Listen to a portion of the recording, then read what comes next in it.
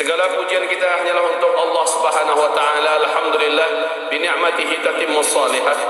Salawat dan salam kita untuk Habibillah Sayyidina Muhammad Rasulullah sallallahu alaihi wasallam. La haula wala quwata illa billah.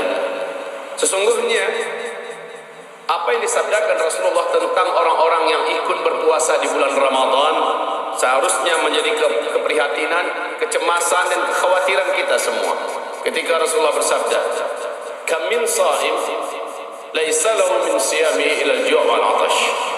Berapa banyaknya orang-orang yang berpuasa, dia tidak mendapatkan apa-apa dari puasanya kecuali hanyalah lapar dan haus. Dengan hadis ini ada kemarin yang bertanya kepada kita, "Buya, seperti apa kami bisa mengetahui puasa kami ini diterima oleh Allah apa tidak? Ada enggak tanda-tandanya?" Saya jawab, ada.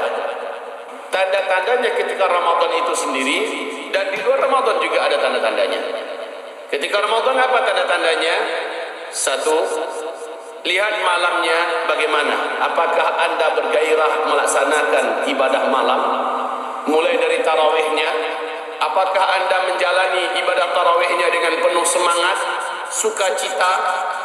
Dan apakah Anda betul-betul mempersiapkan diri, menguatkan hati bahwa Ramadan ini, malam ini Anda akan bermaksimal untuk khusyuk dalam salat, khusyuk dalam baca Al-Quran, banyak membaca Al-Quran, banyak berdoa kepada Allah Subhanahu wa taala, berzikir. Bila Anda bersemangat, pertanda siangnya Ramadan Anda, siangnya puasa Anda diridhoi dan diterima oleh Allah Subhanahu wa taala.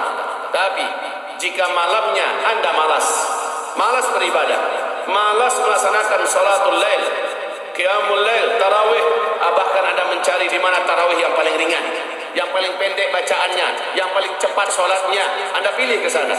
Kemudian itu pun Anda menyengaja untuk datangnya nanti, gabungnya saat orang sudah mau rukuk, baru Anda gabung demi bisa menghindari bacaannya. Lalu setelah itu Anda cepat berambus, cepat pergi tanpa zikir, tanpa doa, tanpa baca Quran di masjid. Itu pertanda siang harinya Ramadan Anda tidak berarti di mata Allah. Ramadan Anda tidak bernilai di sisi Allah Subhanahu wa taala. Karena fa innal birra yahdi ilal khair. Sesungguhnya setiap kebaikan pasti akan membukakan pintu kebaikan berikutnya. Apabila di malam hari ternyata kita malas, di malam hari kita tidak suka melaksanakan tarawih kecuali dengan keadaan berat. Coba lihat saja, akhir-akhir ini makin ke ujung Ramadan, lihat masjid-masjid makin sepi orang yang sholat malamnya, tarawihnya makin sepi orang membacakan Al-Quran di dalamnya.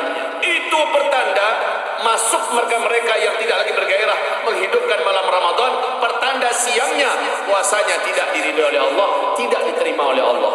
Tidakkah ini mencemaskan kita? Tidakkah ini menjadi renungan buat kita muhasabah? Ibarat Allah yang kami muliakan.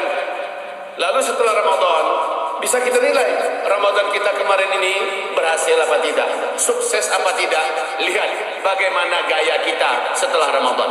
Apakah kita bergairah Syawal kedua langsung melaksanakan puasa 6, Syawal kedua, ketiga, keempat, kelima, keenam dan ketujuh, sehingga 6 hari berturut-turut kita langsung melaksanakan ibadah Shaum Sittah min Syawal, ya, puasa 6 dalam bulan Syawal. Ibarat Allah yang kami muliakan, masalahnya tidak sedikit orang-orang yang lepas Ramadan balas dendam. Hari pertama Syawal di pantai, perutnya tersiksa. 2 Syawal atas nama silaturahmi, kunjungan ke sana kemari, makan sana, makan sini, makan. Belum kenyang dengan makan silaturahmi, mampir pula di rumah-rumah makan, di mana tempat-tempat yang ada makanannya, mampir. Akhirnya perutnya sakit. Itu petunjuk bahwa selama bulan Ramadannya masuk dalam hadis Nabi, betapa banyak orang-orang yang puasa, dia tidak mendapatkan apa-apa dari puasanya kecuali lapar dan haus. Begitu. Sekarang nilai diri kita sendiri, macam mana kita selama ini? Apabila di antara kita ada yang memiliki azam, saya mau iktikaf dan saya mau bermaksimal dalam iktikaf saya, pertanda insya Allah Ta'ala saumnya benar, saumnya diterima oleh Allah Subhanahu Wa Ta'ala. Tapi ada yang hambar hatinya diajak iktikaf, bahkan tidak terbetik untuk iktikaf.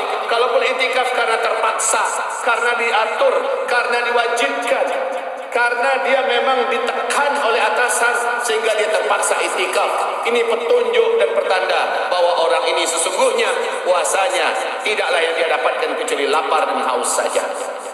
Kita kembali kepada orang yang laparnya dan hausnya saja didapatkannya. Setelah Ramadan dia balas dendam, membabi buta kesana kemari, memperturutkan hawa nafsunya selama ini terkekang.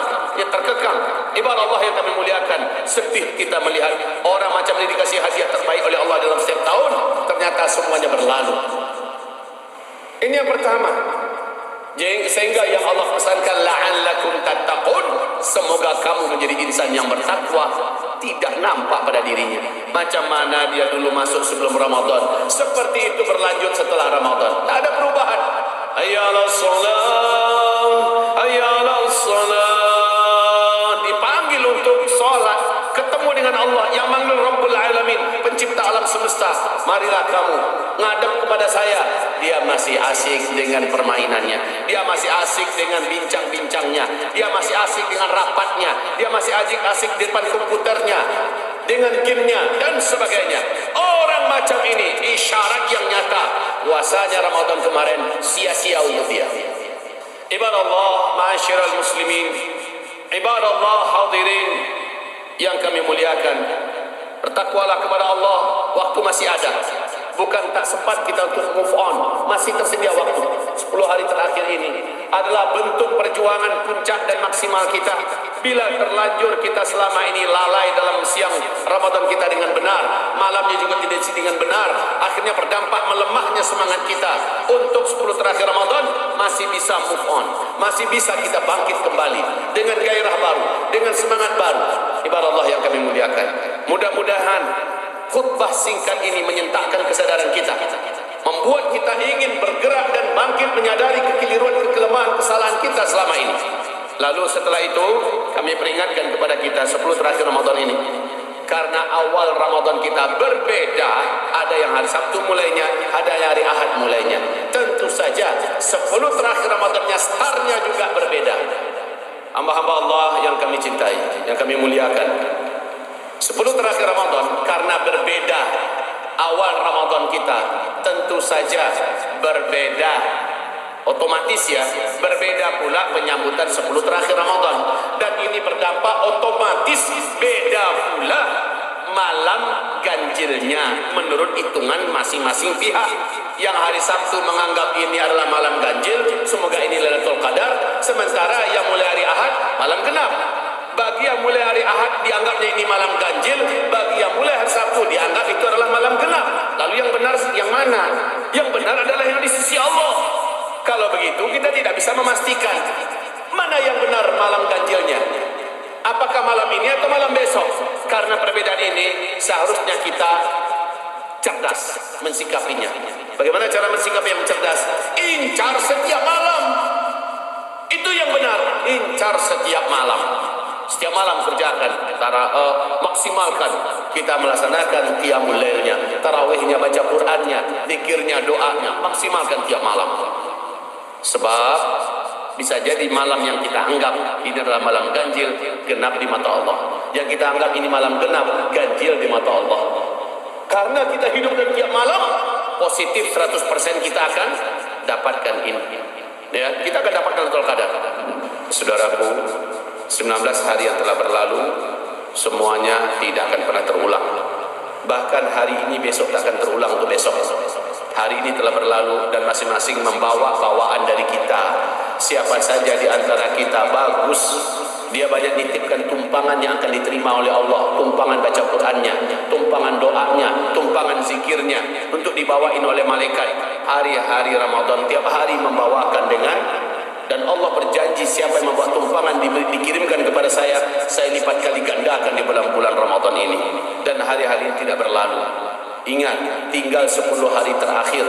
Jangan biarkan hari-hari kita ibarat gerbong yang terus berjalan, kecuali kita isi penuh-penuh, karena gerbong itu akan sampai kepada Allah dan dinilai oleh Allah dengan berkali-kali lipat. Berkali-kali lipat. Jangan ulangi kebodohan demi kebodohan. kepandiran demi kepandiran, hari demi hari kita akan melalui dan melewati, biarkan Ramadan berlalu tanpa ada nilai-nilai yang padat di dalamnya untuk kita persembahkan di hadapan Allah, di mana Allah akan memberikan penghargaan kepada kita. Maka jangan sampai penghargaan Allah kepada kita nol, karena kita nampaknya tidak menghargai hadiah Allah Subhanahu wa taala. Ramadan adalah hadiah Allah Subhanahu wa taala, maka manfaatkanlah sebenar-benarnya, sebaik-baiknya.